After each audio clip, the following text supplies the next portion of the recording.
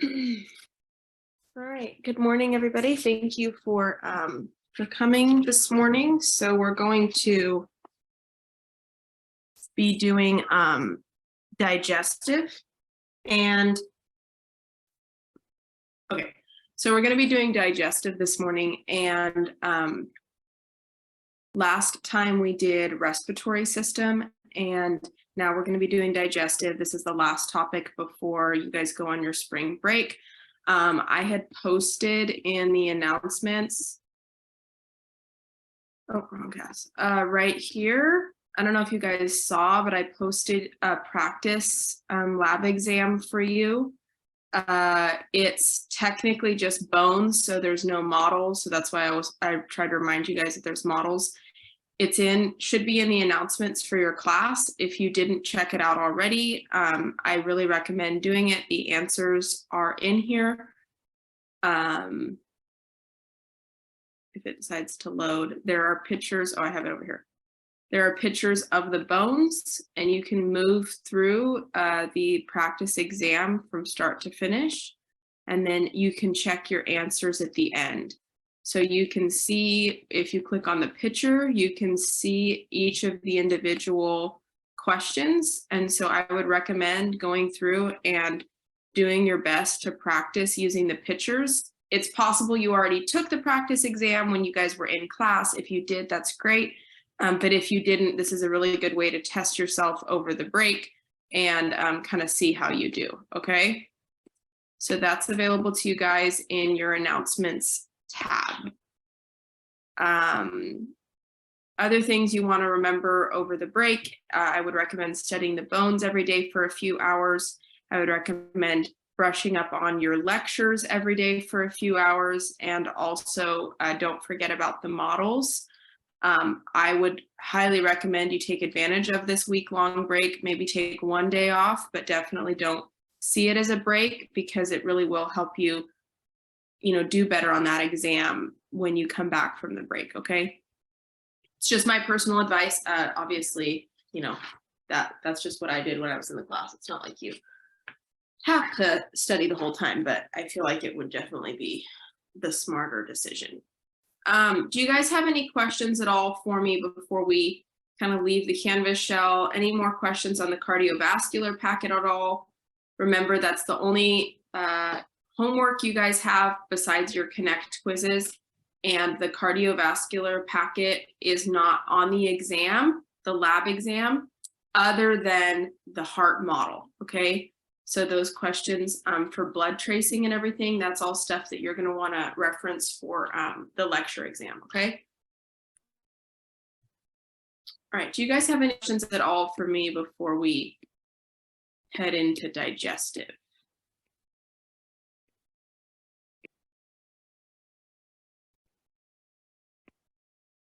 Okay, you know where to find your practice questions in study guide. I'm just making sure to cover these last few things before I leave the module. Make sure you know in your study resources, you guys have access to practice problems to test yourself over the break, right? You may need to share additional practice questions on whatever this course is. So yeah, make sure you access your additional practice questions and then your various models that you need to be prepared with. Okay.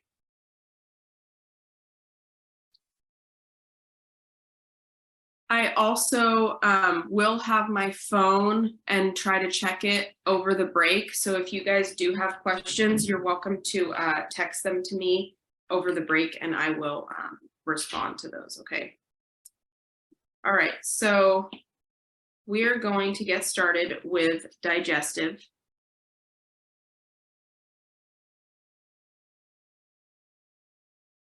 It basically is divided into, it's kind of a long chapter, in all honesty. So it's a little bit, the organization is a little weird, so I try to kind of reorganize it when we talk. So what you do is you start with the mouth, because that's where digestion starts. Digestion starts in the mouth. So that's going to be your teeth, your salivary glands, your frenulums. And then we progress from the mouth to the stomach, because basically what happens is you swallow food, and as you swallow, it goes from the mouth to the stomach. So if this is, I'm always really bad at drawing somebody's face, but if this is a person's nose and lips, and here's their esophagus going down, this is the esophagus. When they swallow, right, it's going to head down into that stomach. Okay. And then the stomach is going to dump into the duodenum, and the duodenum is the first part of the small intestine. This would be your stomach. And then up here, you have your liver, and then that has the gallbladder on it. And then we're going to talk about all the ducts, the various ducts, but this would be your common bile duct. And then this is the duodenum, and then the next part that we get into in the small intestine is the jejunum.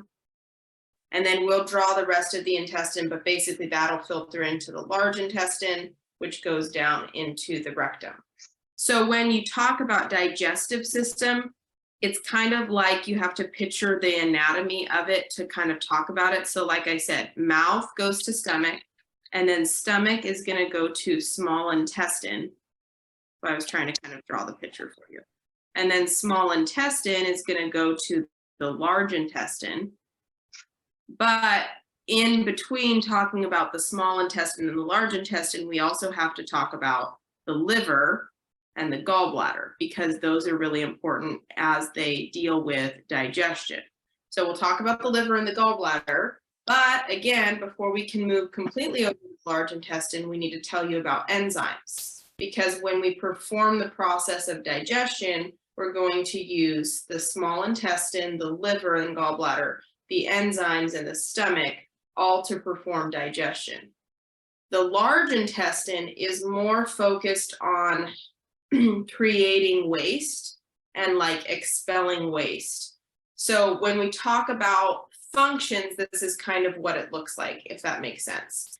But when it comes to the organization of the chapter, that's why sometimes it feels a little awkward, and it feels like you're kind of trying to keep up with what's even happening. And that's just because we have to talk about digestion in kind of this way. So I'll try to show you what's going on, and then we'll talk about it. So those are the 4 parts of the stomach. We'll kind of cover that. We'll cover omentum, and then peristalsis, and segmentation. And then we'll talk about the small intestine, and the small intestine having 3 parts. The first being the duodenum, and we'll talk about its function, or the duodenum. Second being jejunum, and then the last being the ileum. And we'll talk in more detail about that. And then we'll talk a lot about enzymes. I'll do my best to cover all of those today, but you're going to see that you have enzymes in your mouth, enzymes in your stomach, enzymes in your pancreas, and then you also have enzymes in your intestine or your duodenum. Okay, and we'll talk about all of those. I'll try to do all of those today. And then with the liver and gallbladder, we're going to talk about bile. We'll talk about the different ductal system. There's a lot of different ducts that you need to know. Cirrhosis of the liver. And then that should be mostly, and stones, like gallstones. We'll also talk a little bit about the 4 macromolecules. I think I want to cover that here with small intestine. Then you also need to know about the 4 layers of the digestive tract. This is technically talked about at the very beginning of the lecture, but because it starts with the small intestine, that's why I like to talk about it here, because that's technically where it goes in terms of the organization. Like I said, the large intestine is mostly going to be for creating waste. There's some different anatomical terms there. For large intestine, it's the different parts of the large intestine. There's 5 parts. We'll talk about haustra, and Taenia coli, and then diverticula, diverticulosis, diverticulitis. And then, like I said, we need to talk about all of the enzymes, and then that will be the end of the chapter. Okay.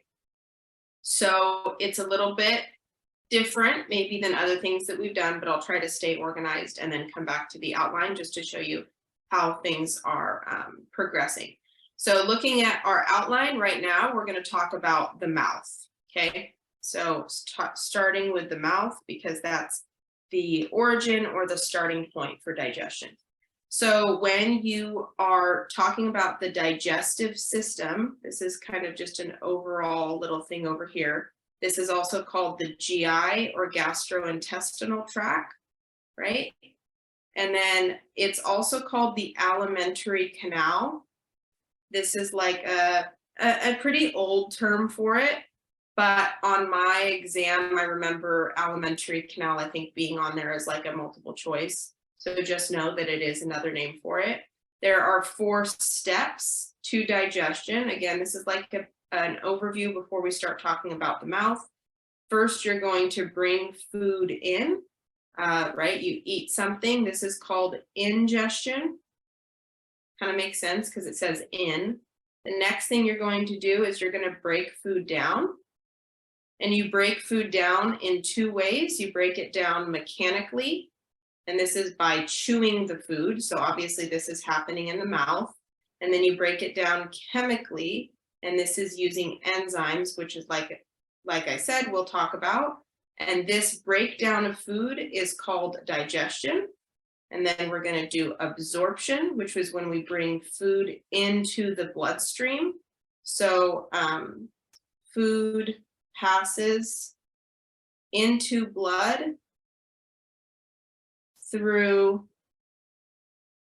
capillary bed. And then remember how I said on its way to where? To the hepatic portal system to go to the liver.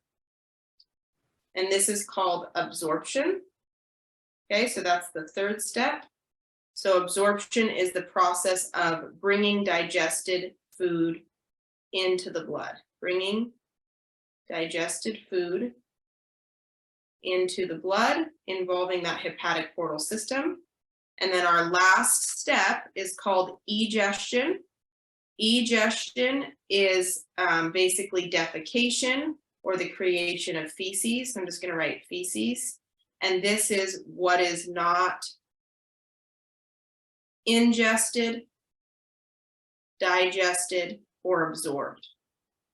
So you eat a salad, right? You're going to digest that salad by chewing it up, using enzymes to break it down. You're going to absorb nutrients from that salad, and then you're going to egest through fecal matter whatever is not ingested, digested, absorbed, or egested. Okay, so those are the 4 steps to digestion. Again, a few more things that we want to talk about before we talk about the mouth. Okay, so we have the process of metabolism. The process of metabolism involves catabolism and anabolism. Okay, so catabolism is when you break something down. So this is breaking food down, right? When we catabolize something. Anabolism is building food back up, building food up. So we know that this means from smaller particles to larger macromolecules. Okay, this is done using the hepatic portal system. And as I feel like I've said several times in SI, but if you didn't catch it, hepatic portal system takes those small nutrient particles from the small intestine, and feeds them to the liver through a one-way vessel. And it ends up leading to the hepatic portal duct. Okay, does that make sense what the hepatic portal system? So the hepatic portal system, which is in the liver, is going to take that small little food particle and build it back up into its larger component. So for the test, there are 4 macromolecules. You need to know these, and I feel like this is where it makes the most sense to talk about them. Again, technically, they're covered in the chapter a little bit later, but this is where they belong. Does this make sense? Hopefully this is making sense why I'm putting them here, because we're talking about anabolism. So 4 macromolecules, so they are nucleic acids, carbohydrates, so you do need to know these for the test. What are the 4 major macromolecules? Nucleic acids, carbohydrates, lipids, and proteins. The smaller components of nucleic acids are nucleotides. So we call the nucleotides, the smaller components, you don't actually need to know for this class, never mind. Macromolecules are these 4, and then you do need to know what they break down into. So carbohydrates are going to break down into monosaccharides.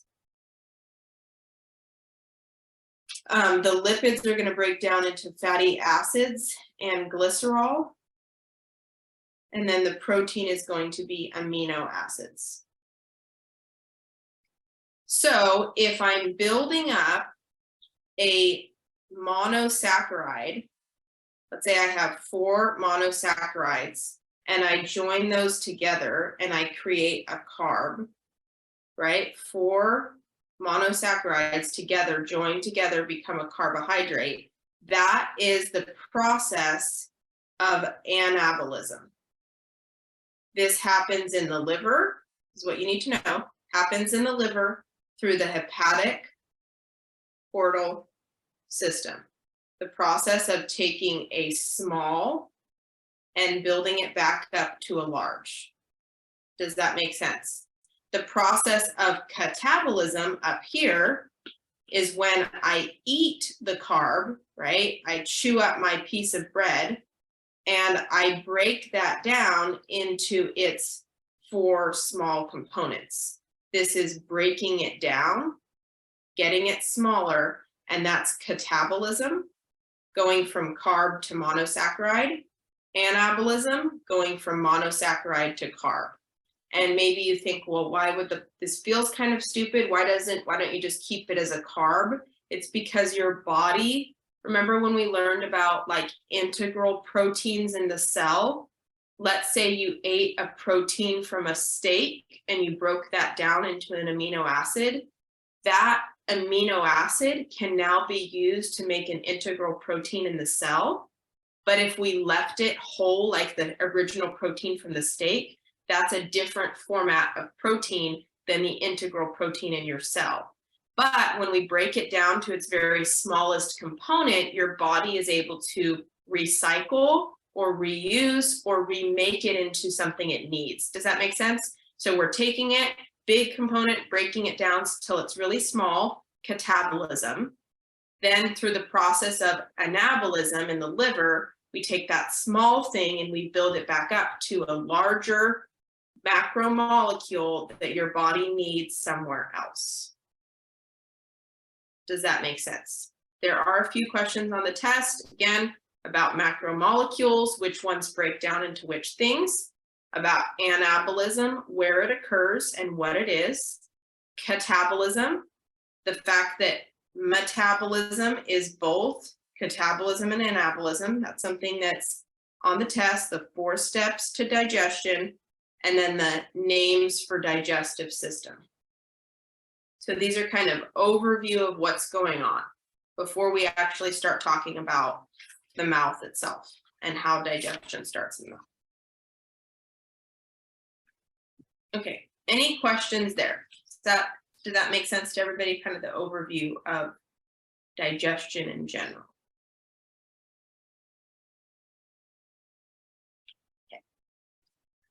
Okay, so again, now really starting with the mouth where digestion begins, right? Because you ingest here, you're going to ingest, and then what else? You have mechanical digestion, which is the chewing of food, and you're also going to have some chemical digestion, which we said is enzymes.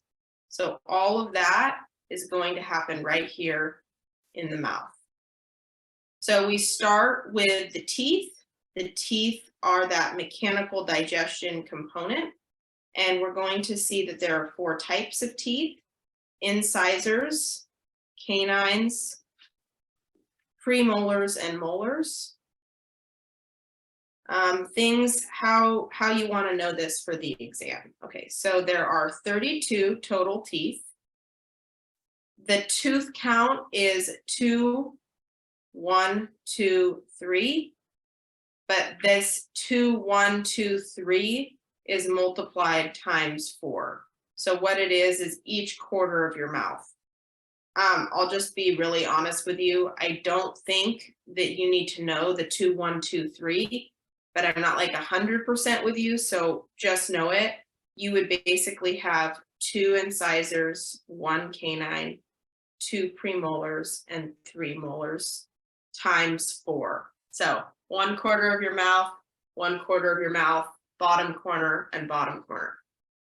Not super important. The thing that's definitely on the test and what you want to focus on is the definition of each one. So incisors function for biting and nipping. Okay, that is definitely what you want to know. Canines function for ripping and tearing. Premolars are for crushing and chewing. Molars are for grinding. Molars are the ones in the back of your mouth. Just think like if a cow grinds food in the back. Premolars are up a little bit, crushing and chewing, kind of when you're like eating popcorn. Canines are the like vampire teeth, and those make sense for ripping and tearing. And then incisors would be your front teeth, like bunny teeth, and those are for biting and nipping.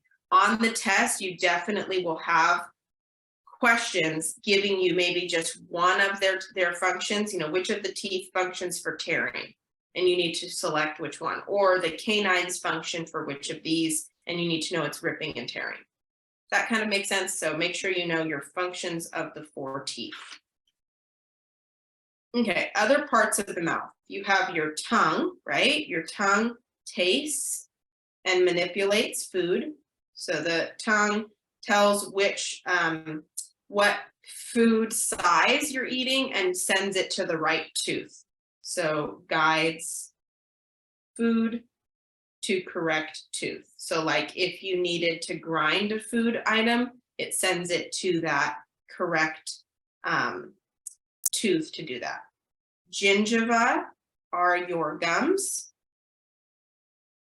Uvula, we already learned about uvula, but uvula is your gag reflex, right? That thing that hangs at the back of your throat, your gag reflex. You have your lingual and your labial frenulum. So the word is frenulum, F-R-E-N-U-L. Labial and lingual. Okay, lingual holds your tongue to the floor of your mouth. So it's that, if you lift your tongue up, that piece of tissue you see right in the middle, that's the lingual frenulum. The labial frenulum holds your lips to your gums. Again, if you lift your lip up and you see that little tiny piece of tissue, that's what that is. It's when a baby has a tongue tie, that's what the labial frenulum is, like too short. Okay, and then lastly, we have our saliva. And our saliva comes from 3 glands. Comes from the parotid gland.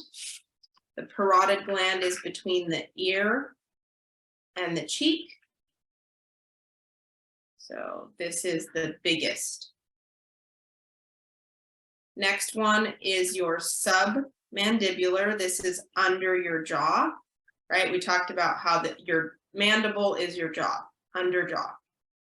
Third one, sublingual. Lingual means tongue, right? If you're ever got like lingua, the tongue of a cow, that food item. And this is under tongue. So just think Under your tongue. So know the 3 names, and then know the locations, and then obviously which one is the biggest one. Okay. So when you chew that food, chew food in the mouth, we call this mastication. So we're chewing up that food. And like I said, this would be mechanical digestion. So mechanical digestion is mastication. Does that make sense? It happens because of the teeth. When chemical digestion occurs, this involves the saliva because the saliva has enzymes in it. Okay. Let's see, let me go find my enzymes. I can just put them here. So the enzymes that are found in the saliva are going to be your lingual lipase and your salivary amylase. So let's erase this. And I'll erase this because I just put that up here. So let's do that. And let's do enzymes in blue. So the 2 enzymes found in the mouth, okay, are going to be lingual lipase. I'm going to do a little different design on the enzyme. Lingual lipase and salivary amylase. Okay, so lingual lipase, this is found in babies only. And this is for fat digestion of mother's milk. So some fat digestion happens because of lingual lipase in the mouth. There is a typo on your digestive. If you've ever looked at your digestive enzyme handout, there's a typo that has these switched, and that's incorrect. Okay, so for the test, lingual lipase, babies for digestion of mother's milk. So it's fat digestion. Salivary amylase, this one is in adults. So you and I have this. This begins carbohydrate digestion. So have you ever like just left a piece of bread or a cracker sitting in your mouth and it starts to just break down and form saliva? That's because of salivary amylase breaking down carbs, and it'll just start the process of turning that cracker into like mush, right? You probably did that when you were a kid. So salivary amylase, again, not necessarily adults, but just more than babies, and that will begin carbohydrate digestion in the mouth. Good, so that's chemical digestion happening because of saliva. Both of these are salivary enzymes. Mechanical digestion happening because of the teeth, because of mastication. All right, so now you have this food, you chewed it up through your teeth, you used your saliva and you're starting to break it down, and now you're going to swallow the food, right? That's the next thing that you do is you swallow. So we're gonna go into our stomach, and when you swallow food, we say that's called deglutition. That you probably can't read that. Let me rewrite it. Deglutition is the word for swallowing. Okay, so now we're going to go into the stomach. So we just chewed something. So this person just chewed something, and now we're going to pass into their throat. And you guys remember that we have first our thyroid cartilage, and then next we have our cricoid, thyroid, and this is like your larynx. All right, so our esophagus specifically is attached to the cricoid, and we have our upper esophageal sphincter. Our upper esophageal sphincter, again, this would be attached to the cricoid cartilage. Okay, so you swallow, this person is swallowing something. We said that that's nutrition. They've swallowed this food that they chewed up, and now it's passing through, and you're going to have that esophagus, the epiglottis, right? Remember the epiglottis that helps separate food and air. So the epiglottis is going to direct that food down to the esophagus. So you're swallowing it. It goes through the upper esophageal sphincter, which is attached to the cricoid cartilage. Yes, that would be something you would need to know for your test.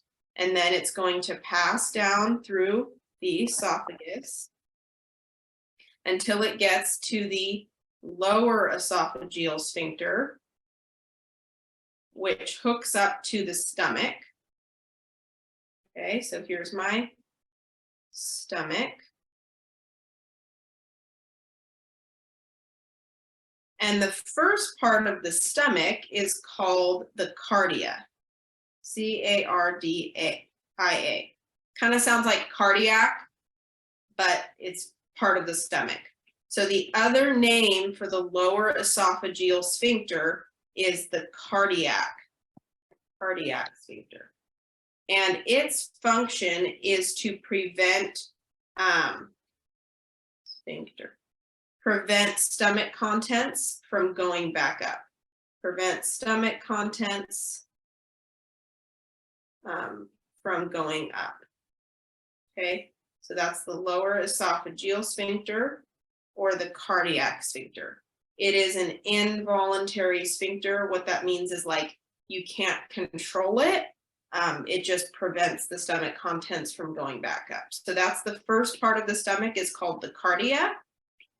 Technically, it's like right here. The next is the fundus. So the fundus is kind of like where it curves up. So that's the fundus. This would be like above the entry to the stomach, above where the lower esophageal sphincter comes in would be the fundus. Then you have the main portion of the stomach here, which is called the body. Well, I'm gonna relabel this because I need to label something else. Okay. The body is kind of just everything else. Does that make sense? And then the very last portion of the stomach is called the pylorus. Okay, pylorus. This is the last part before it leaves. And the last sphincter is called the pyloric sphincter. And that controls what leaves, valve controls what leaves the stomach. And then you have two curvatures off the stomach. So let's do those in blue.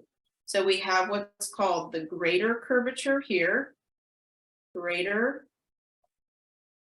curvature, and then up here, the lesser curvature. Okay, so the greater curvature and the lesser curvature of the stomach. And there is a structure here called the omentum. And this hangs off the greater curvature. It has fat embedded. Function is to protect organs. Okay, so there's a lot of terms in this chapter. They're all simple, so that's kind of positive. It's like there's a lot of simple terms, but I'll just warn you that there's a lot of terms here, so you just kind of have to try to stay organized in your brain, but just realize we're talking about the stomach. We started talking about it by just making sure you understood the anatomy of the esophagus, which leads to the stomach. The esophagus starts out with this upper sphincter, then it leads into this lower esophageal sphincter called the cardiac sphincter. And then we get into the actual anatomy of the stomach, which has four parts. First, it's the cardia. Then it would be the body, the fundus, and the pylorus. So these would be our four parts to the stomach. The other and anatomical terms associated is the greater and lesser curvature of the stomach, greater being on the bottom, lesser being on the top. The omentum hanging off of the greater curvature to protect the organs. It kind of like cases the organs in like a fat or soft coating. And then as we leave the stomach, the last sphincter is called the pyloric sphincter. Yes, the omentum is outside the peritoneum. No, the omentum isn't outside the peritoneum. So like if you cut somebody open, you see a layer of fat that is right under the skin, but that's subcutaneous fat. And as you slice again, you would get into like a thick membrane, and that thick membrane is the peritoneum. And then once you cut through that, you're in the actual like abdominal cavity, which is when we have like where we have fluid and everything. And the omentum is like all over the organs as like this cushion. So that if you punch somebody with a lot of impact in their stomach, they would have the protection of subcutaneous fat, but then around all of the organs, like keeping them like, I don't know, all cushioned together, you have more fat kind of in between. Omentum is not like a fat person. Omentum is like all human beings would need to have omentum to keep their organs protected inside. Does that make sense? Versus like subcutaneous fat is when a person gets larger, they have more subcutaneous fat. Hopefully that kind of made sense. Omentum is like. Okay, so that's the parts of the stomach. So realize that each of these sphincters is either a valve or a sphincter. We have, like I had said, when you swallow and that gets into the stomach, we said that this was called deglutition. When you swallow food, so you like chewed that food up in the mouth, it is now called a bolus. So when you're in the mouth, it's not called a bolus yet. It's called food. Okay, I'm just trying to write it small because I feel like it's not super complicated. This is a bolus here when you're passing through, because once you swallow it right here, it's called a bolus. So we swallow it, it's passing through our esophagus, right? Or it's passing through our throat, down, the epiglottis redirects it, so it goes into our esophagus. It's still called the bolus in our esophagus. But once it gets into the stomach, we still call it a bolus basically, and it's starting to break down and transform. And once it leaves the stomach,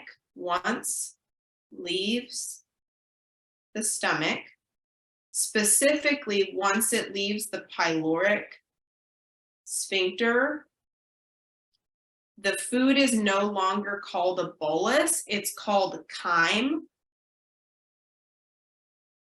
or acidic chyme, and it's like an acid liquid.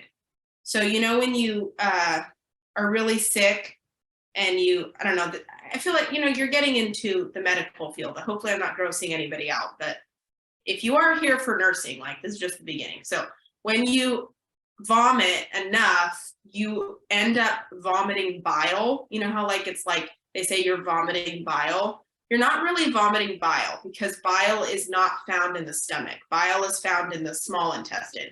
You're actually would be vomiting chyme or acidic chyme. It's like the remnants in your stomach of old food that's now become just a watery, acidic liquid.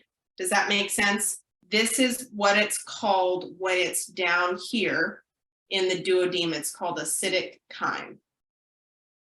Technically, if it's in the stomach, it's still called a bolus, but it's a bolus that's transforming itself into acidic chyme.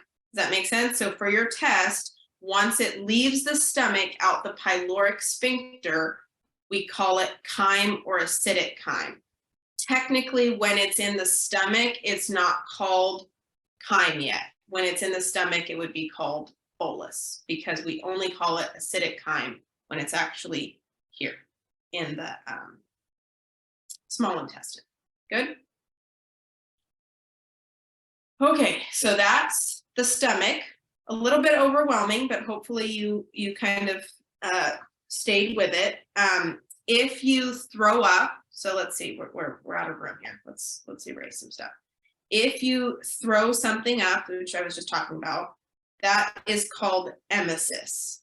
Emesis is the act of throwing up. Well, I don't want to put barfing because that's not great. We'll put throwing up. So when you throw up, it's called emesis. Rugae is the tissue that lines the stomach. Tissue lines the stomach for increased surface area. Like if you drink 2 glasses of water, your rugae is activated to expand the stomach, so there's enough room for the contents. Okay, then we progress and we're going to move into the small intestine. So again, what happens when we leave right here? We get into the duodenum next. Duodenum, and that's the first part of the small intestine. So where does the pyloric sphincter go? The pyloric sphincter empties into the duodenum. So that was the stomach that we just talked about, and now we're going to talk about the small intestine. Good? Okay, so let's kind of draw our little stomach here at the top. No, stomach is looking very strange. Okay. Okay, kind of looks like that. And then that's going to get into our duodenum, which passes into our jejunum, and then into the ileum. This is my ileum, jejunum, duodenum, and then I've got my liver up here. Okay.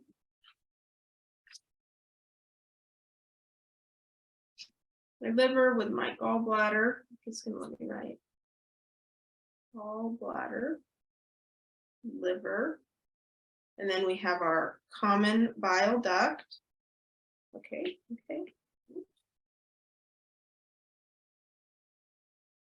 Common bile duct. And then let's not forget about our pancreas over here.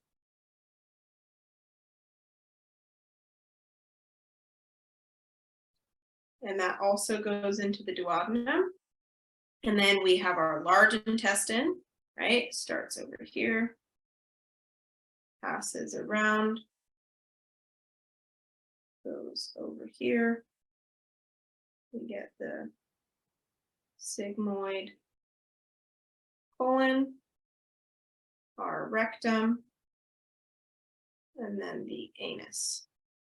This would be the descending colon. By the way, colon just means large intestine. It's the same thing. The transverse colon. And then this is our ascending colon. Okay, so we just talked about the stomach, right? We said that it started with this sphincter up here. This is the lower esophageal or cardiac sphincter. Starts in the cardia, then there's the fundus, the body, the pylorus, and then the pyloric sphincter, which is when we actually leave and we get the acidic chyme. So when we talk about the small intestine brings in multiple parts, because the small intestine is basically where we get the majority of digestion happening, because we start with the duodenum. So the small intestine has 3 parts. It has the duodenum or duodenum. There's different pronunciations. I think in the States it's duodenum, but overseas they say duodenum. So I'm just in the bad habit of saying it probably the wrong way. So duodenum is the majority of chemical breakdown. So the majority of chemical breakdown or chemical digestion occurs here, but no absorption. Okay, so let me go back really quick to this page. So when we talked about bringing food in or ingestion, that happens in the mouth, right? You bring food in, you swallow, you bring it in, you swallow it.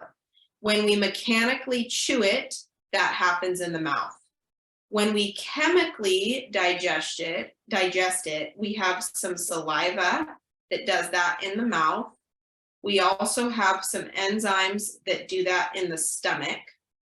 And then we get into our small intestine and we have the rest of digestion take place in the small intestine through the chemical digestion of food. Absorption will not happen until we get to the jejunum, okay? So again, looking back here, the duodenum is for digestion, specifically chemical digestion through enzymes. That's the majority of that is happening here. When we get to the next part of the small intestine, which is called the jejunum, that's when we get absorption of nutrients. So the nutrients, like I said, are absorbed. They go to the liver through the hepatic portal system. That was when we said that the little nutrients are built back up. The same thing with the ileum. The ileum also functions for absorption. We're absorbing those nutrients and bringing them into the blood. The special thing about the ileum is that it's the longest part of the small intestine. Okay, so the small intestine would have the 3 parts, and now you know the functions of each of the 3 parts, right? So now we're going to talk about I'm going to go over general terms so that we can then get into more enzymes, because I'll probably start going into some enzymes here. So we'll need to talk about the gallbladder and liver and how that helps. We'll talk about the pancreas and its enzymes. And then we'll talk about the enzymes of the small intestine. And then the very last topic we'll go over is the large intestine. Okay, so what we're going to go over now, small intestine plus liver and gallbladder plus pancreas. And then I'll talk about the enzymes of the small intestine, the enzymes of the pancreas, and I want to talk about the enzymes of the stomach as well. So that's kind of what we'll do, and then we'll finish with large intestine. Hopefully everybody's with me. So our digestion, chemical digestion is what we're focusing on now. It all happens right here because the pancreas sends its stuff here, the gallbladder sends its stuff right here, and that's all happening in the duodenum.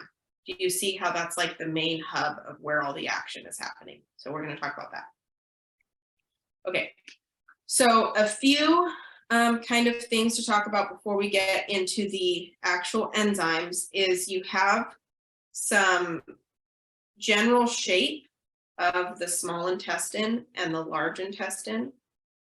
And this is just kind of like a little term you need to know. So as we move food through, we have what's called peristalsis. So this is when you basically keep that food moving, kind of just keeps it moving along through. So this is called peristalsis. So it's the rhythmic contraction of smooth muscle. This propels food from the mouth to the anus. Propelling food from mouth to anus. So it's keeping that food moving. We also have segmentation, and this is the tumbling or churning of food. So kind of draw it like this. It's like keeping the food rotating in order to help with the absorption. Tumbling, churning of food to aid in digestion and absorption. This happens throughout the small intestine and the large intestine. Peristalsis begins all the way back at the esophagus, right? The mouth to the esophagus, all the way through to the anus. This is kind of just a general term. So both of those would be terms on your test that you would need to know, right? In your digestive tract, you also have rugae, which I already said were folds of extra tissue found in the stomach, but these folds of extra tissue are found in the stomach and in the intestine to provide accommodation for extra surface area. The peritoneum, like somebody already mentioned, is the covering around the organs, peritoneum, and somebody can get excessive, this is the, sorry, I keep forgetting the serous membrane, right? You already remember this from the first exam, hopefully. If this gets infected, it's called peritonitis. So this is when somebody has excessive fluid in that peritoneum. The only organ not inside of the peritoneum, like the abdominal organ, is the kidneys. So the kidneys are not inside of the peritoneum, and we call that retroperitoneal. Retroperitoneal, meaning that they are outside of the peritoneum. This is why they're not really well protected. Like if somebody gets punched in the kidneys, it can cause a kidney injury because they're not as closely covered by, like, remember how I talked about the omentum covering everything, like this layer of fat, the peritoneum. So kidneys are retroperitoneal or outside of it. We also have another kind of additional protective tissue over the organs, and this is called the mesentery. This holds the small intestine in place. So the small intestine is all coiled up, and this keeps it correctly coiled so it doesn't accidentally somehow loop back on itself and cause a bowel obstruction if it, like, basically knots. So keeps it stable from, like, tangling up in any way. So these are all general kind of terms associated with your small and your large intestines that just kind of you need to know. And then now we're going to actually talk about the liver and the gallbladder and then the enzymes. Okay. Any questions here at all?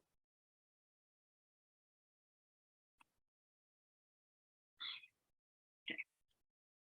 All right, so now we're on to the liver and the gallbladder. So like I had drawn right here, you can see that the liver has the gallbladder on it, and those drain into the duodenum. So if we look back here, we have our liver, okay? And then on the surface of the liver is the gallbladder. So I'm going to write GB. This is our liver. Draining into the duct right below the gallbladder, this is called the cystic duct. The hepatic ducts drain into the cystic duct. So I'm going to draw little arrows on them and then I'll label them. These are called hepatic ducts. Okay, and this in blue is called the cystic duct. The cystic duct attaches into the common bile duct, and the common bile duct drains into, right, what I've already said, the duodenum here. And this would be our pyloric sphincter. I'm just kind of showing you what I was drawing with that. Remember that the other thing that attaches here, which we'll talk about in just a minute, is going to be your pancreas, right? This is your pancreas. So let's look at our ducts and what each of them do. So the hepatic ducts are responsible for transporting bile created in the liver. Okay, we already talked about bile a little bit before, but what did bile come from? Bile comes from the breakdown of red blood cells, yes? Remember we said that red blood cells have what? They have hemoglobin and the phospholipid bilayer. And then remember how we said that when you take the heme, it turns into bilirubin, yes? And when we take the globin and phospholipid bilayer, those become bile. The process of breaking down red blood cells happens in the liver via hepatocytes, which are liver cells. Yes, everybody, I think that should be ringing some bells for you guys, right?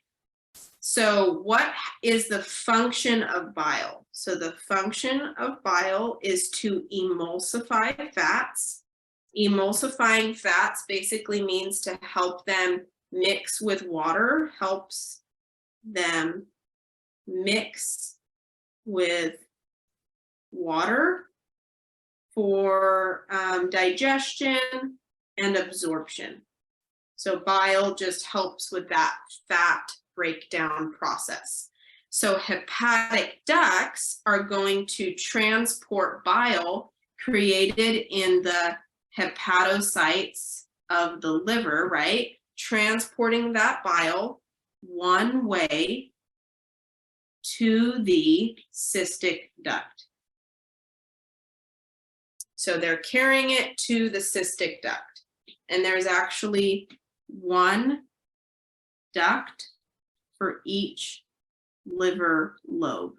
So we have different lobes of the liver, and the hepatic ducts will bring bile from each of those lobes. So you can see I kind of drew those with a little arrow pointing into the cystic duct. Okay, now for the cystic duct. What does the cystic duct do? The cystic duct is a two-way duct. That's one of the most important things for your exam, that you know it's a two-way duct. I don't know why I wrote ducts, it's just one duct. A two-way duct, it can either take the bile down to the duodenum via the common bile duct. So that's option number one. It can take that bile that it just received. I'm going to draw it as like a little yellow dot here. And it can either travel down the common bile duct and get into the duodenum to help with fat breakdown. That would be option number one. Or option number two, it can store the bile in the gallbladder. So that's why it's a two-way duct. It can either send the bile down or it can send it up into the gallbladder. So that's why the function of the gallbladder is actually really, really simple. All the gallbladder does is store excess or additional bile. So let's say you eat a big thing of French fries, right? Lots of grease and oil, and those get into your duodenum here. Now you're going to want to have all the bile you can get to eat those French fries, right? So your gallbladder will release some of its extra storage of bile. Your cystic duct will send down all the bile it's getting through the common bile duct to the duodenum, and you're going to send all of that bile to go digest those French fries. But let's say you eat, I don't know, let's say a banana, right? A banana doesn't have any fat. So you eat a banana, your cystic duct is not going to be needing to send any of that bile. So what is it going to do? It's going to store the bile in the gallbladder. It wants to make sure that you have an extra supply of bile for later when maybe you go eat those French fries or you eat something greasy, that you have an extra backup of bile to help break down that fatty meal. Maybe you eat a meal that has just a little tiny bit of oil, and the amount of bile needed for that meal is just what's actively being sent down the hepatic ducts. So your cystic duct will just send it down, not needing to release excess bile from the gallbladder, okay? So just realize the gallbladder only releases additional bile if the meal has we'll put excess, has excess fat, okay? Not necessarily, but if it's fatty. So if a person has their gallbladder removed, right, which is called a cholecystectomy, if a person has their gallbladder removed, this is because the other word for gallbladder is cholecyst, okay? So cholecystectomy, the removal of the gallbladder. And you need to know this because we're going to talk about an enzyme called cholecystokinin. So the gallbladder stores excess bile. If a person has it removed, they can still eat fat because their hepatic ducts are making bile, sending it to the cystic duct, which can send it down. But if they have their gallbladder removed, they will no longer have option 2. Does that make sense? So if they eat a very fatty amount of food, like the French fries, then they'll feel very sick because they'll have immediate diarrhea because their body is not able to digest that much fat because they don't have a gallbladder to store excess bile for digestion. So again, person without a gallbladder can only use the cystic duct one way to send it down. They can't store extra bile in the gallbladder, and so they don't have that resource. I'm not entirely sure if you'll get a question on the gallbladder being removed, but we do talk about it in the class, so I kind of wanted to try to explain it. You do need to know the two-way duct and the ways that it can send it. You need to know the function of the hepatic ducts, and then hopefully the common bile duct makes sense. The common bile duct is not very complicated. It would just be a one-way duct that would be connecting the cystic duct to the duodenum. Does that make sense? There's not a whole lot going on with the common bile duct. It kind of just has one little job.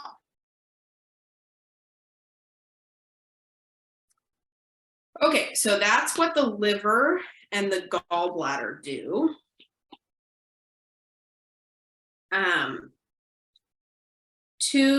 A few little terms with the liver, and then we'll start talking more about some enzymes here. So we have cirrhosis. Cirrhosis of the liver means scarring of the liver. So the hepatocytes of the liver are scarred.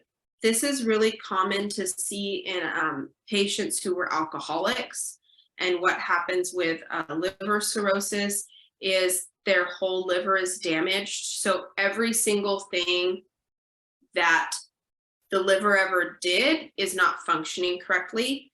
So one of the things you'll see in a patient that has a liver that's not properly functioning is you'll see jaundice.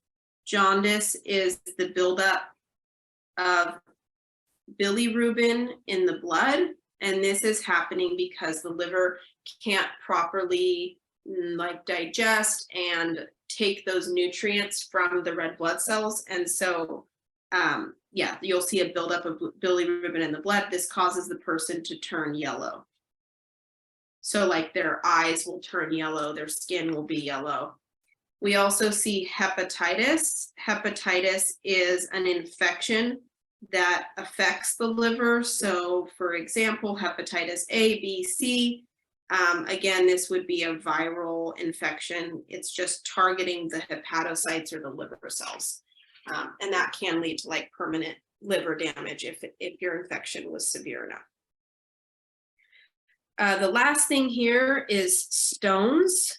So you can form gallstones or kidney stones. So these can be formed again, would be like in the gallbladder, which is why we're talking about them here. Could also be in the kidney or the bladder. Stones are formed from the crystallization,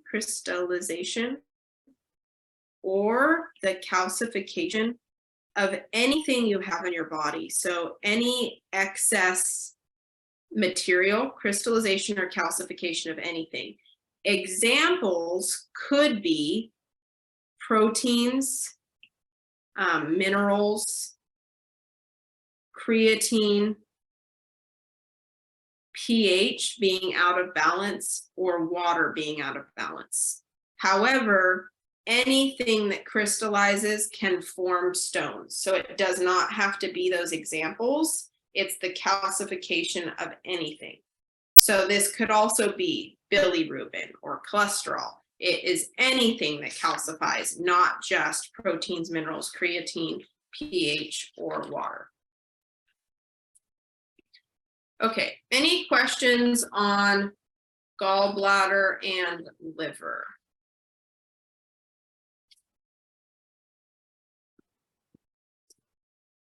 Okay, so going back and looking at our outline really quick, we've talked about the stomach, the mouth, the small intestine. We're still in there. We've talked about the liver and the gallbladder. And now we're going to start getting into the enzymes and finishing up the small intestine. So just kind of buckle up, because the enzymes is a more complicated part of the chapter, but I just feel like it's going to be more helpful if I try to walk you guys through it so you have some type of notes to go over on the break. So I'm going to do my best to make an outline of the enzymes, and we'll go through them in an organized way. But before I do the enzymes, we'll talk really quick about the 4 layers of the GI tract, so that that way when we're kind of done with the enzymes, we just have large intestine to go over. Okay, and one more thing about the liver before we leave the liver. So one more little thing here about the liver. The liver has 2 ligaments. Ligaments for the liver, okay? We have the falciform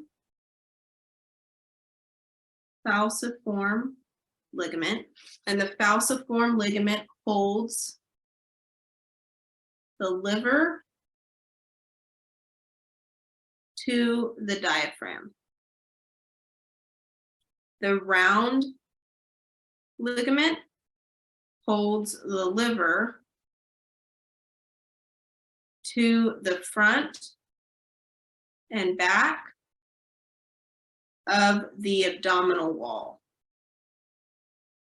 Again, falciform ligament holds the liver to the diaphragm.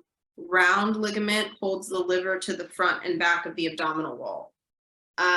Maybe just think round kind of holds you around, right?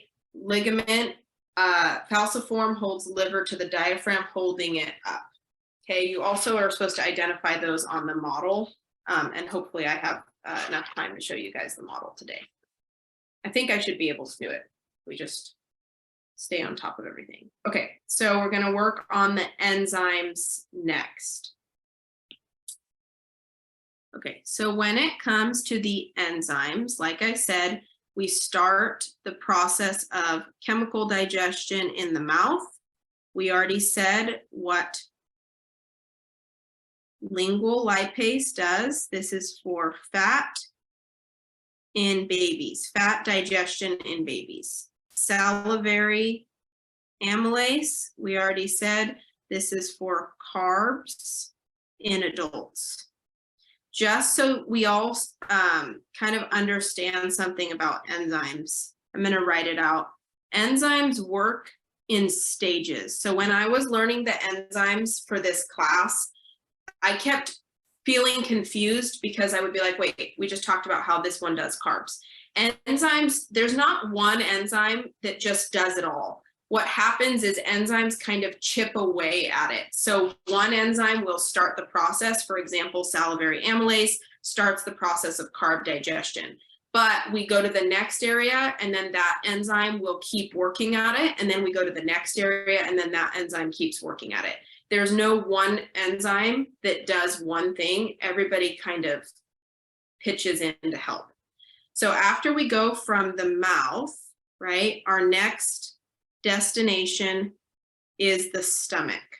Okay, and I'm just going to draw an outline here, and then we're going to talk more detail on the next page.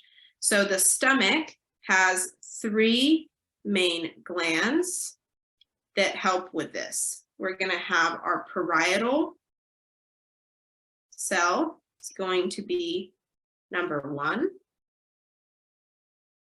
Our chief or zymogenic cell, number 2. And then our last one is our enteroendocrine or G cell. We'll see how much I can get to fit here. So the parietal cell is going to release. So the arrow means that it's releasing. So I'm not going to keep writing that, but just realize arrow means release. So parietal cell will release a substance called intrinsic factor. Intrinsic factor is going to do 2 things. Intrinsic factor is going to trigger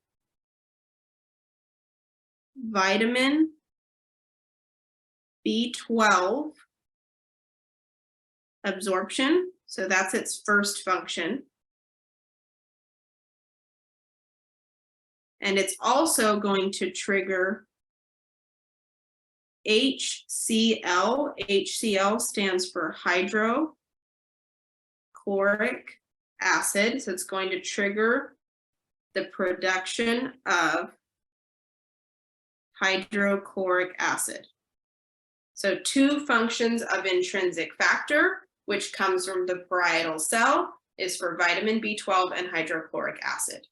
The chief or zymogenic cell is going to release 2 things. It's going to release gastric lipase. Okay, I'm going to try to do this if it's an enzyme. So if it's an enzyme, I will highlight it in red. But just to be as clear as possible, one of the hardest areas on this exam is going to be the enzymes. And I wish that I could tell you guys, well, you don't really need to worry about it. It's only 1 or 2 questions.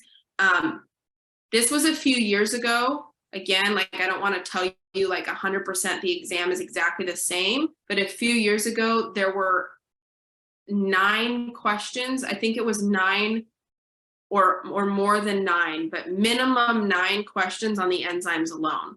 So that means if you don't study the enzymes, and I'm talking like exactly which ones a parietal cell does, what does intrinsic factor do, what does the chief zymogenic cell do, what is the if you don't study everything, there's like a lot of detail. So I'm going to try to draw it all in an outline. So hopefully you guys can just write the outline and kind of study it from there. And I'm going to try to just do all the main bullet points so you're more set up for success on the exam.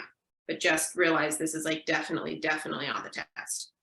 Okay, so gastric lipase is going to be helping with breaking down fat. So this is going to break the triglyceride bond. Okay, a little side note. What is a triglyceride? Triglyceride references the fact that on a lipid, you have a fatty acid, and then you have, you have a glycerol molecule as the base, and then you have 3 fatty acids. This is why we call it a triglyceride, because there's 3 fatty acids. So each of these right here is a triglyceride bond. So when you have the gastric lipase is going to come in and it's going to actually break this. But do you see how the fatty acids and the glycerol still need to be broken down in order to break down the fat? Does that make sense? So the breaking of the triglyceride bond is like a first step.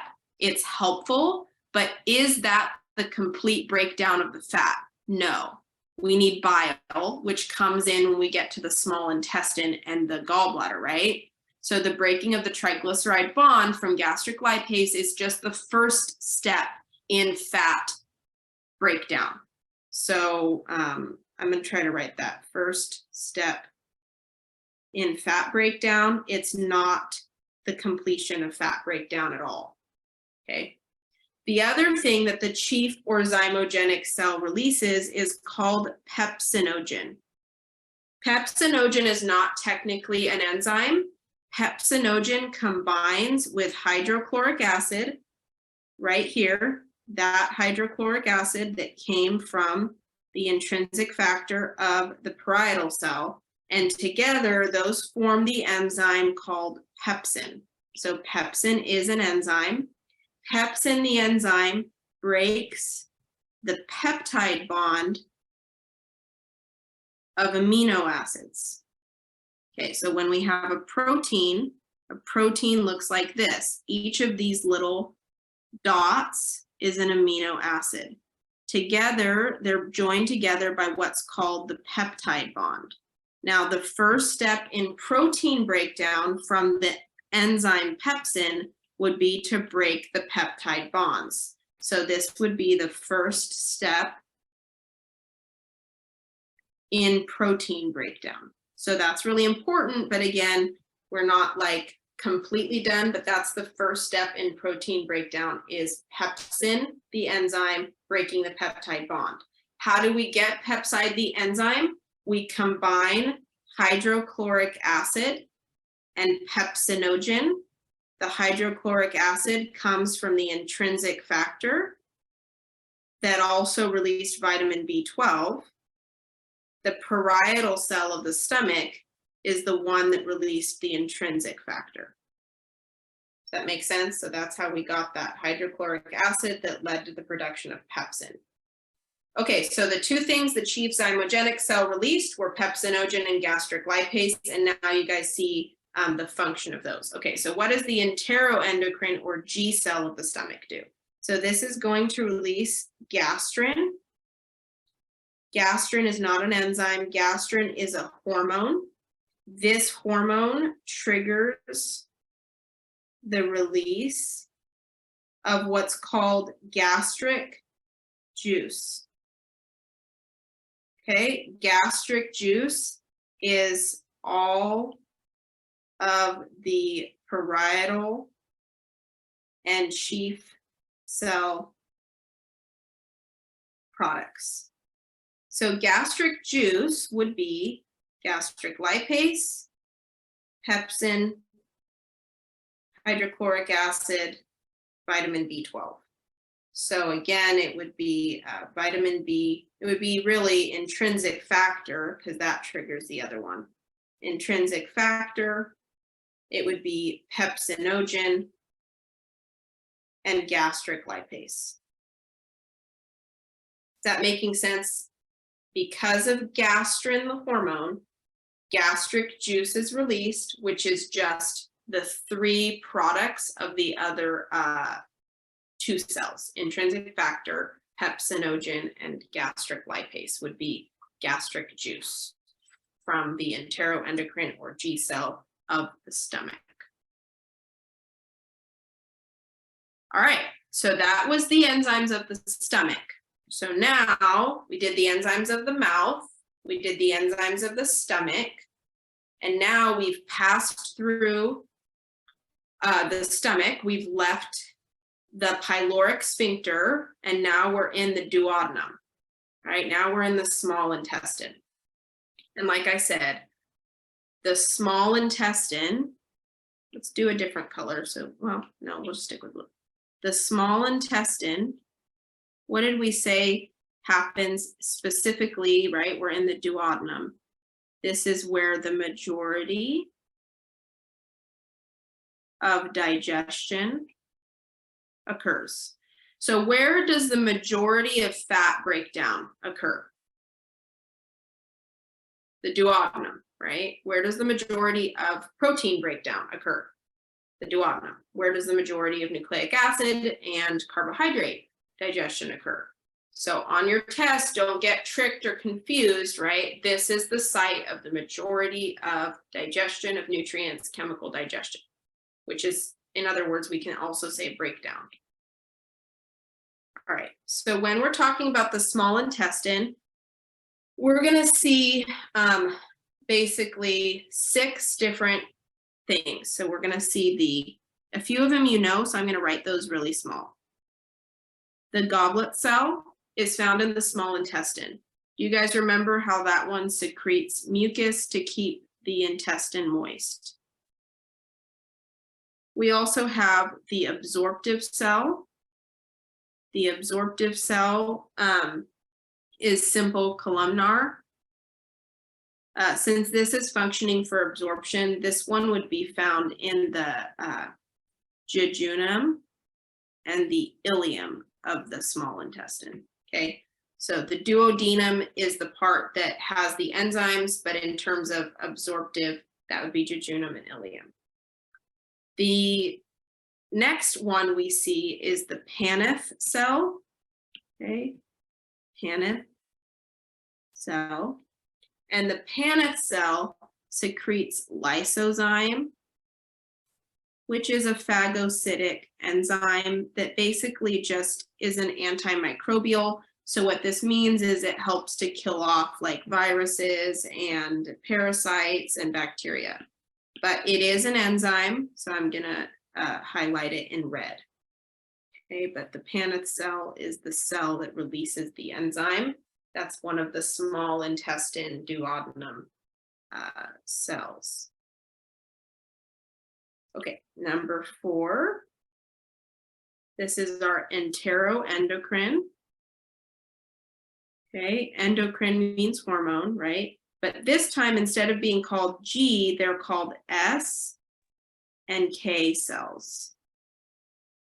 The way I remember it or think of it is S is small intestine, G for enteroendocrine is gastric, which we know means stomach. Okay, that's how I remember which one is in which part. Okay, so the enteroendocrine S and K cells are going to be releasing, I'm trying to figure out if I have room here. I think I'm kind of out of room. We'll maybe go to the next page. Okay, so let's talk about that in a second. The enteroendocrine S and K are the 4th cell. The duodenal gland or Brunner's gland is the 5th.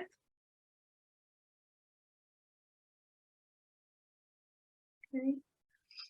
And then we'll talk about intestinal juice as well. So I'll just try to draw a very simple thing of what they're doing. So duodenal gland or Brunner's gland, to try to kind of build your outline that you're making. This secretes an alkaline sodium bicarbonate to neutralize pH of the duodenum to a pH of 7 to allow for chemical digestion. Remember that if an environment is too acidic, enzymes cannot work properly. So that's the function of the duodenal gland or the Brunner's gland, is to keep the pH neutral so that chemical digestion can occur properly.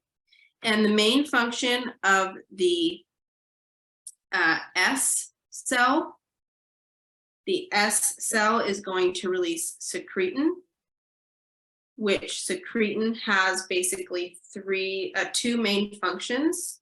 And then we also have the K cell, and the K cell releases GIP. Okay, so secretin and GIP. And like I said, I don't really have room here, so let's talk about secretin and GIP on the next page. Okay, so that's the small intestine, duodenum, enzymes. And you're almost there. We're just going to talk about the secretin and GIP, and then we'll talk about the pancreas enzymes, and then we'll be done with enzymes. Okay, so I know it's a lot, but we'll be done soon. I'm just trying to encourage you to stay with me because I know it's a little bit overwhelming. Okay, so again, where are we? We're in the duodenum. We're talking about its enzymes. We're specifically talking about the enteroendocrine S and K cells, because we already talked about all the other cells on the previous page. So now we're just going to talk about these guys. So the S cells are going to release secretin. So that kind of makes sense, right? Start with S, release secretin. The K cells are going to release GIP, GIP is gastric dependent insulinotropic peptide. This stimulates insulin secretion. The secretin is a hormone. Okay, the GIP would not be an enzyme, so the GIP would also be a hormone. So the secretin is a hormone, and it's going to trigger two things to occur. Okay, so the secretin is going to trigger the release of CCK. This is cholecystokinin,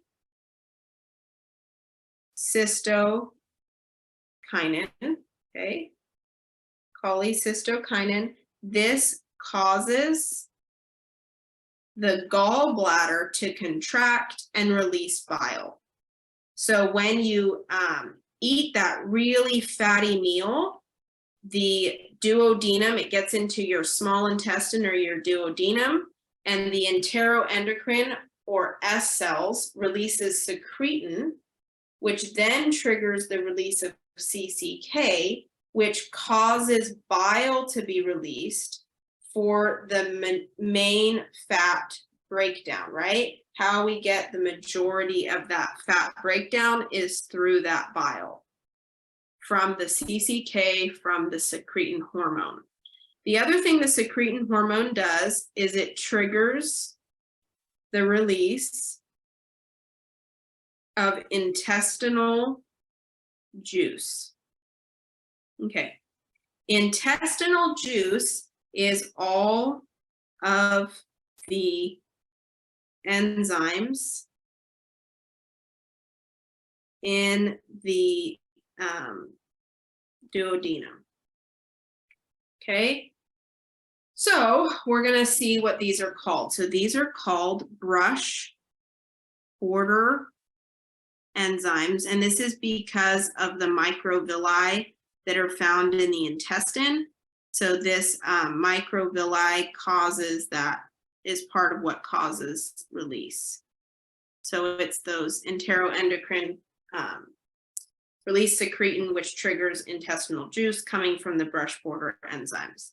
So the brush border enzymes, we're going to see brush border enzymes for carbs, brush border enzymes for proteins, and brush border enzymes for nucleotides. Brush border enzymes for carbs are going to be maltase, sucrase, and lactase. Brush border enzymes for proteins is going to be peptidase.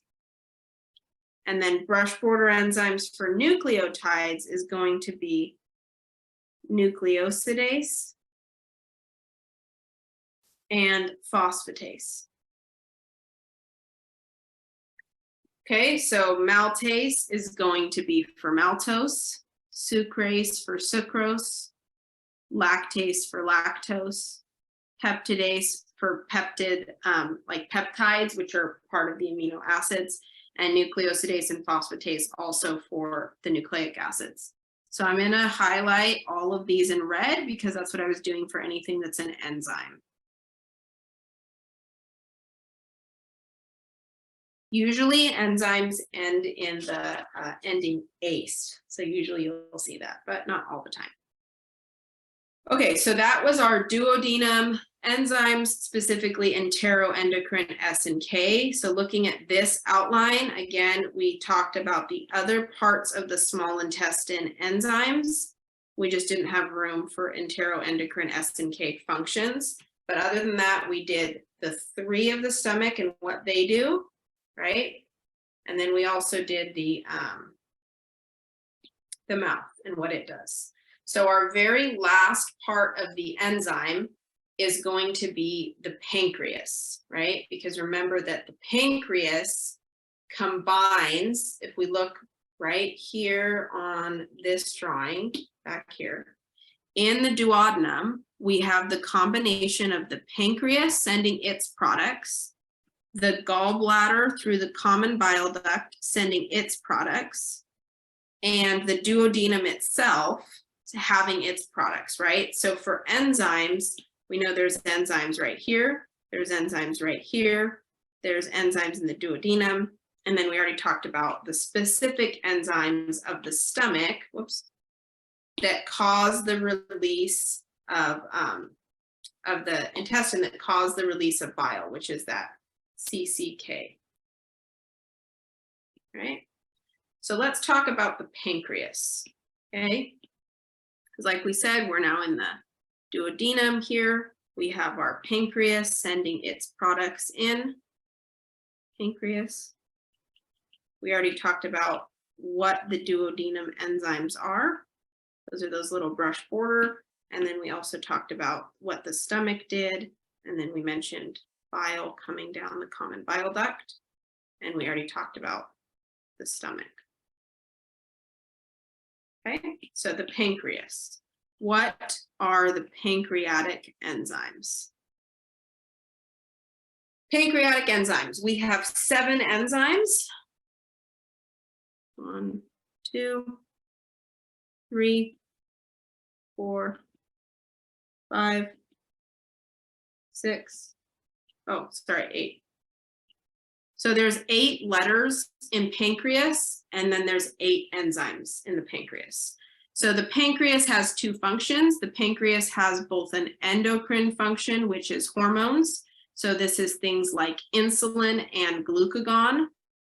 This basically helps with sugar, right? For people who are diabetic, they have a damaged pancreas. But it also has digestive or exocrine function, which means it's releasing different products, digestive or exocrine. So these exocrine are going to be called trypsin, chymotrypsin, carboxypeptidase, elastase, ribonuclease, deoxyribonuclease, pancreatic lipase, and pancreatic amylase. Okay, let's do a quick of what each of them do. So again, all of these are enzymes. So unlike the other places that had like hormones and enzymes, here it's enzymes. Let me see, someone said something. All of them should be, everything is ACE. Okay, enzymes are typically ending in ACE. So for trypsin, trypsin is going to catabolize proteins. Chymotrypsin is for proteins. Carboxypeptidase is for carbs and proteins. Elastase is for proteins. So when I was taking the class, I just remembered that the first 4 are all for proteins, but carboxy adds on carbs.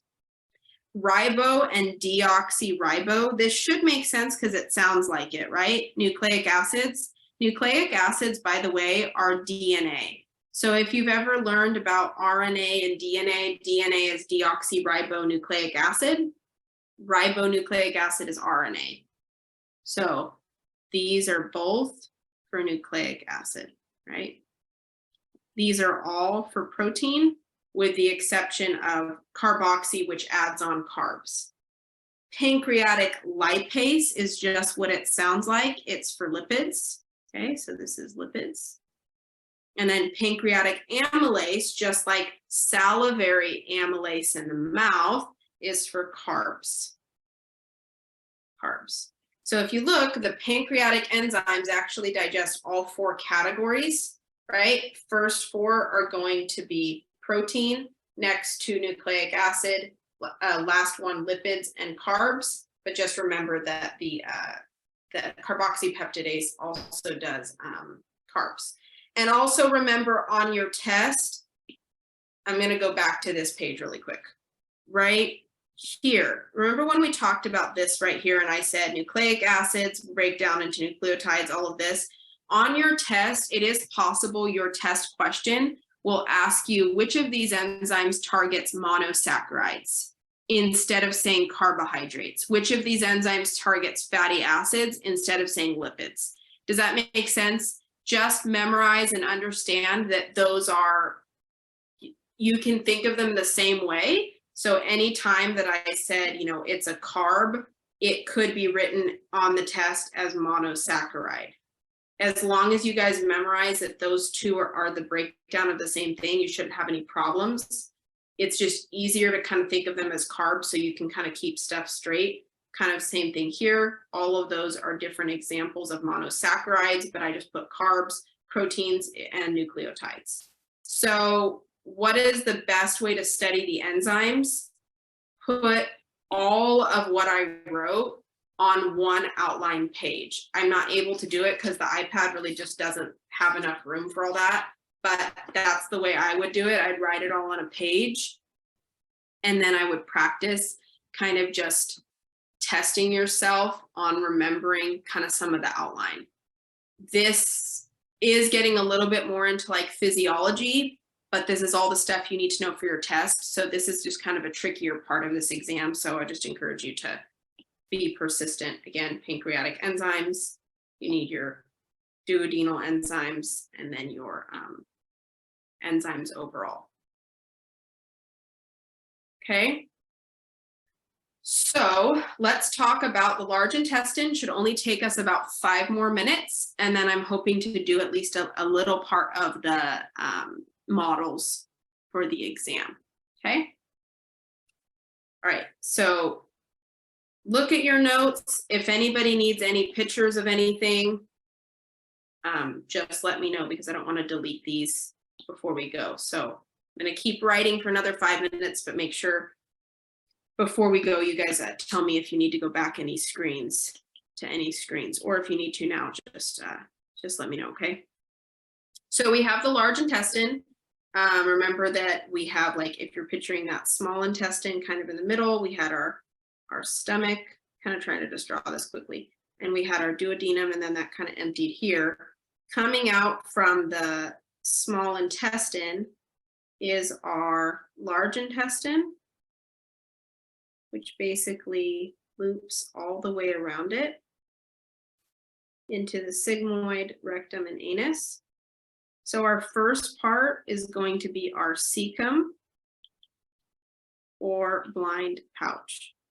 Okay, the cecum or the blind pouch connects to the ileum, all right, because this is the jejunum. It connects to the ileum at what's called, connects to the ileum at the ileocecal valve or ileocecal junction. Okay, and this has the cecum or the blind pouch is this little part right here. It basically just is an area that kind of collects or connects the two, and it becomes the very first part of the large intestine. Then we go up as the ascending colon, across as the transverse colon. So this is number 3, this is number 2, this is number 4, this is number 5. So number 2 is the ascending, number 3, the transverse, number 4, the descending, and then number 5 is the sigmoid colon. This just leads into the last portion, which is our rectum. Rectum is the storage for feces.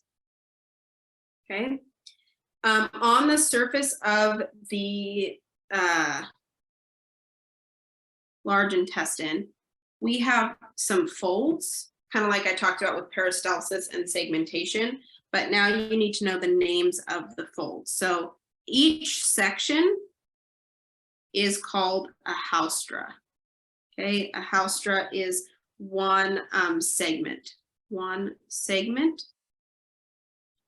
of the LI for large intestine.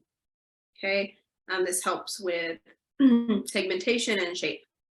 We also have tinea coli, which is a smooth muscle that lines the large intestine. So this is smooth muscle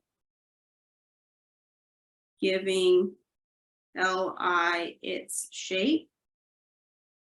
And then we have diverticula. Let's do those in blue.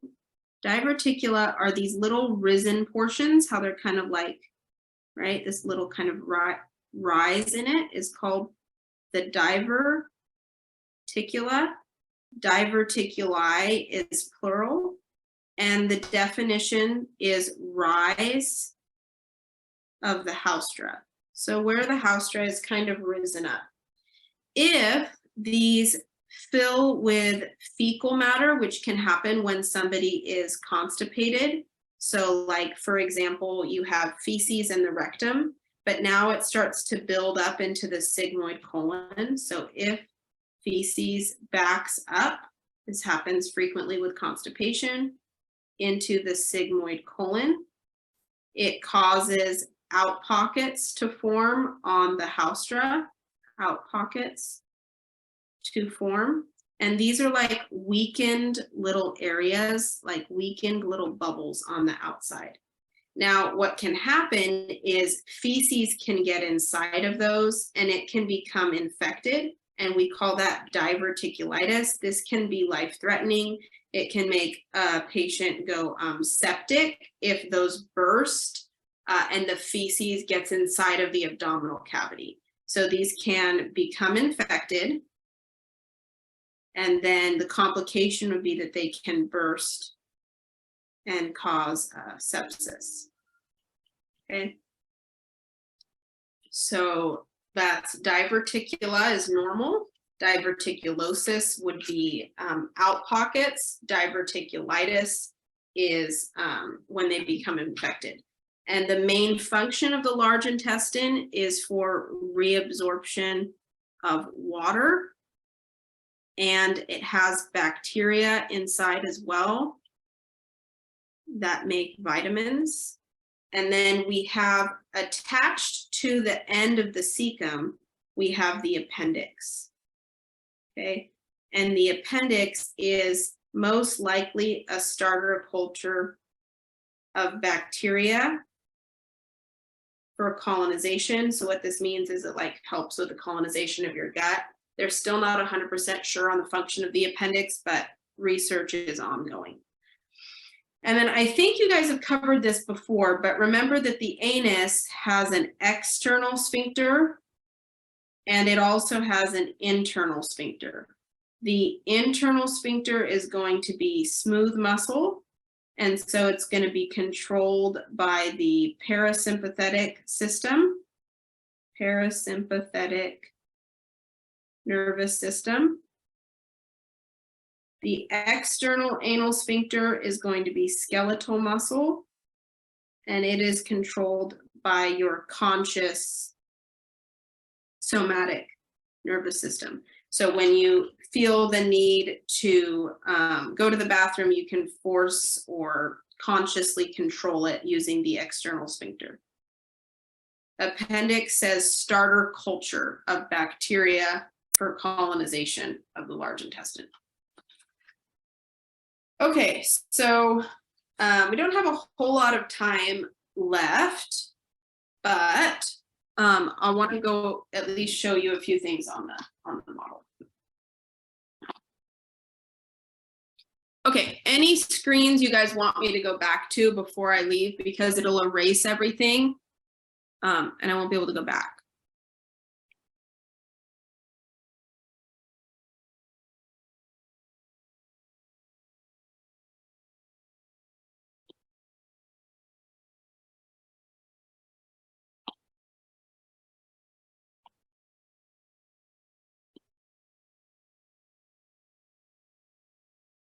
We good?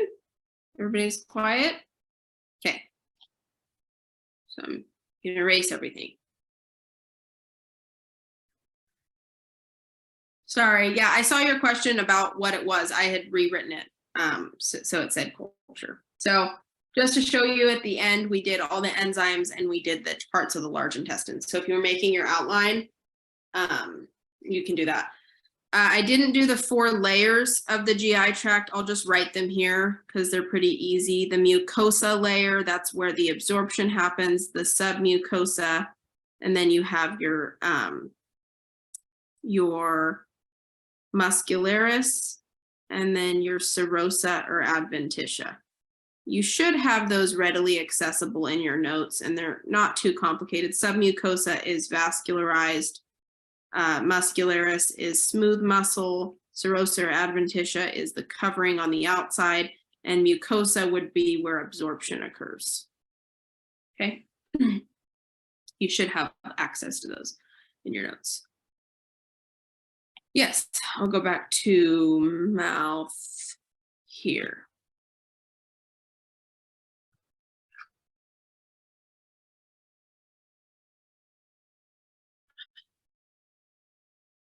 Okay.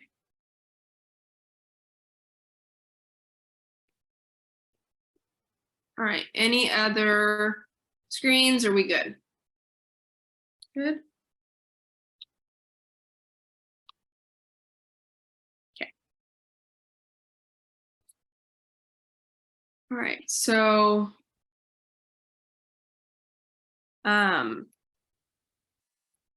again, looking at this for your models, I just want to remind you that we do have a video. That's why I'm in A&P. We do have a video for you guys of the previous SI leader going through them. So that's the only reason I'm not like stressing about going through all of them right now. I just wanted to show you if this will load for me. I just wanted to show you the 3 that you have left that I haven't gone over. So we have our digestive model. Like I had said last SI session, the digestive model is going to be your most in-depth model on this exam. So I would just recommend, again, watching the video of Matt going over that model and then spending some time on it. It is actually really, really helpful because it shows the different ducts here. So it's going to show your gallbladder, your common bile duct here, your cystic duct, and your hepatic duct. So take a look at it. Again, you have your key readily accessible. So I don't really feel like it's essential for me to go over it in here. I know that it's nice when we have the time, but you have your key and you can pretty clearly see all of your numbers here. So for example, if we're looking at this guy, I can see that 49 is right here. If I zoom in, it's a 49, right? And then if I look at my key, 49 is hepatic duct. So again, I'm pretty sure you guys can make it work to study this at home with the video and with the key. The intestine layers for the exam, again, we have a video explanation of Matt going through this. And looking at it is just asking you guys to identify the 4 different layers that I just mentioned. So you have your submucosa. Do it really quick here. So this is going to be your submucosa.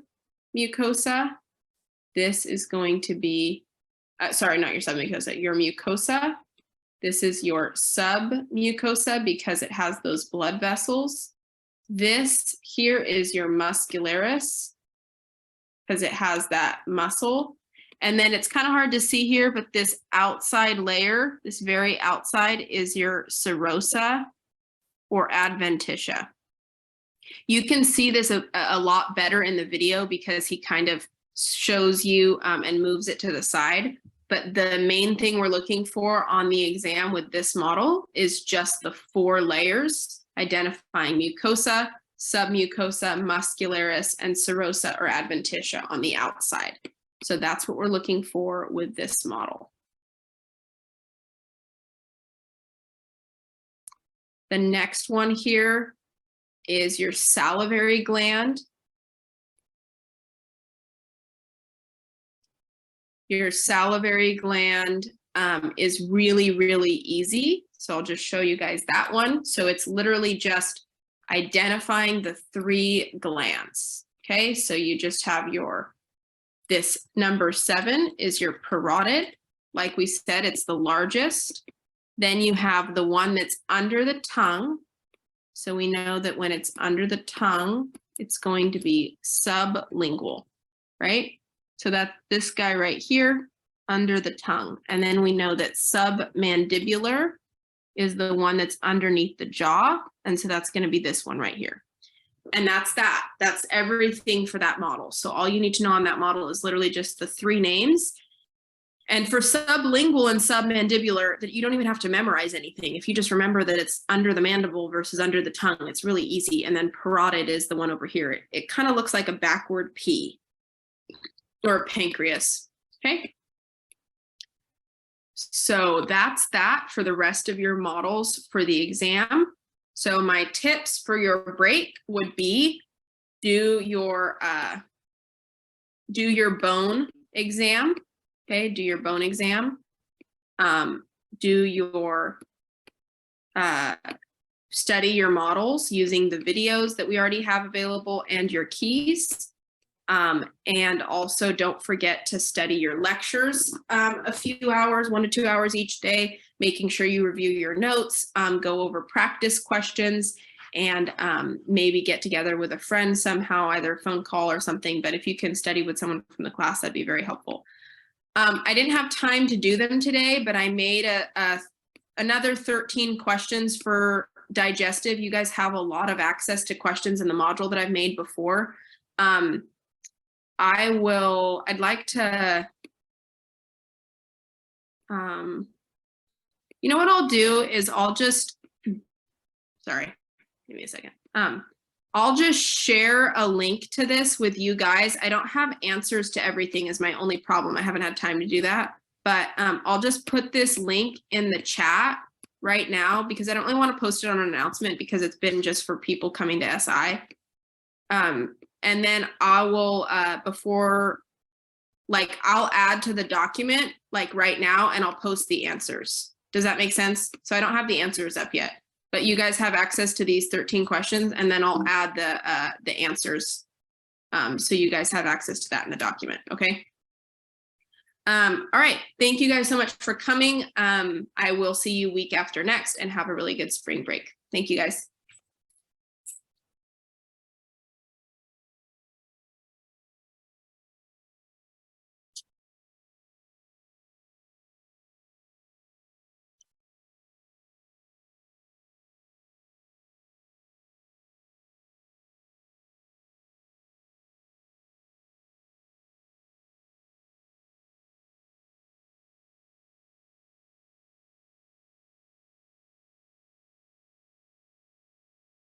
Oh, and if you have any questions, I'm here until noon. Sorry, I should have said that. If any of you are still in here and you have questions.